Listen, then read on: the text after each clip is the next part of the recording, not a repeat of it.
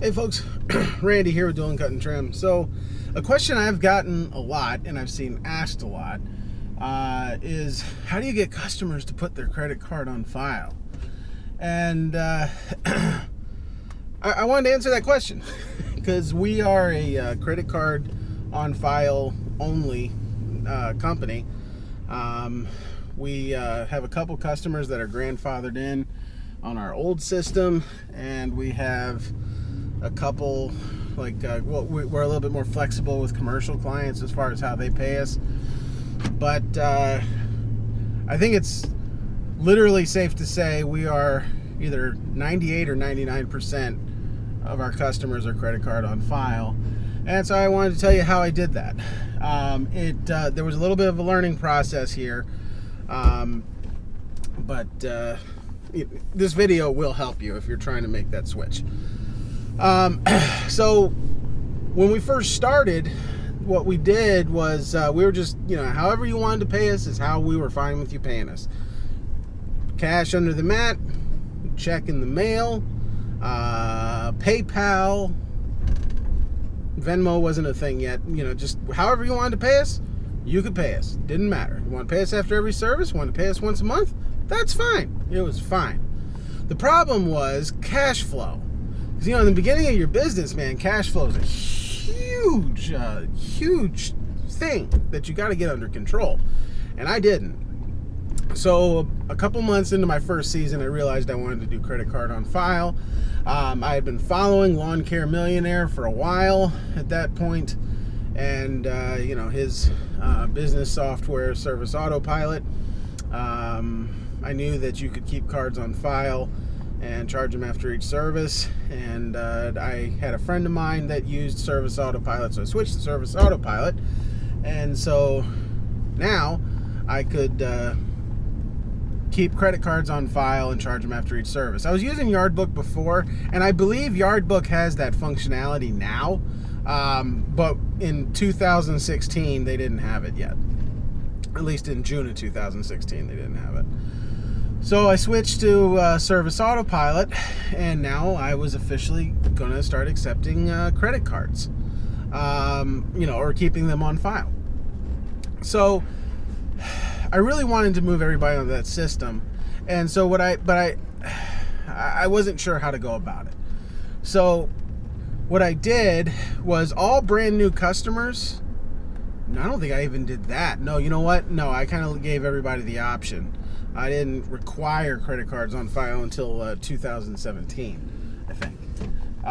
But what I did was all my existing customers I actually called, and it was awful.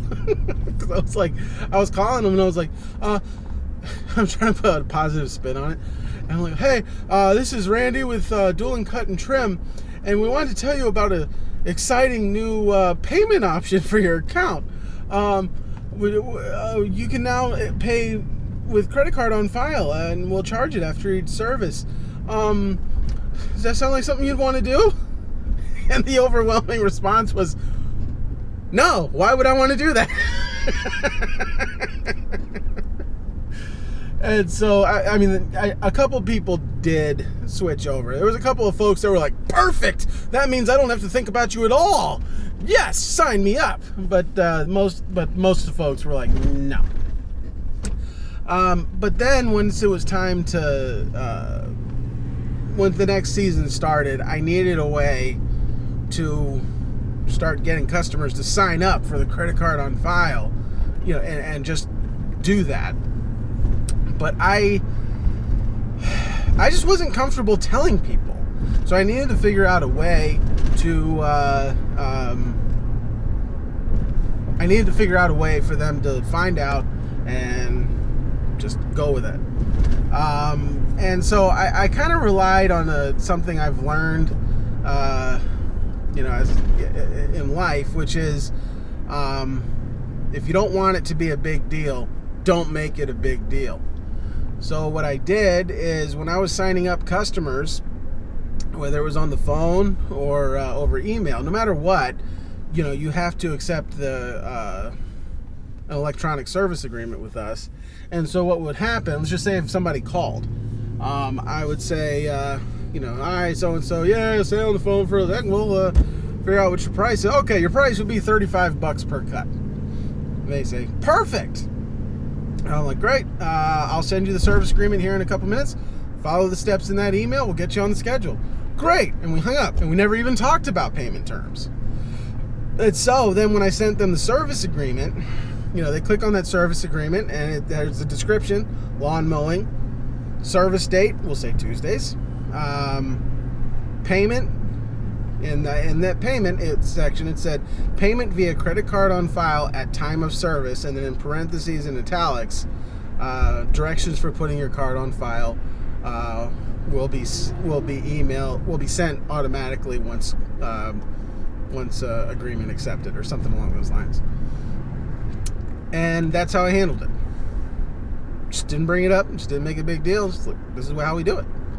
And now if somebody would ask, I would say we accept payment via credit card on file.